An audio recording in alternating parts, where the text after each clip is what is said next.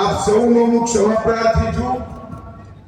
લગભગ 1 કલાક આવવામાં મારે મોડું થયું. સાબરકાંઠાથી અહીં પહોંચતા થોડો સમય થઈ ગયો. પરંતુ આ ચૂંટણી ગુજરાતમાં 7મી તારીખે મતદાન થવાનું. ત્રીજા ચરણની ચૂંટણી, 2 ચરણની ચૂંટણી સમાપ્ત. હું આજે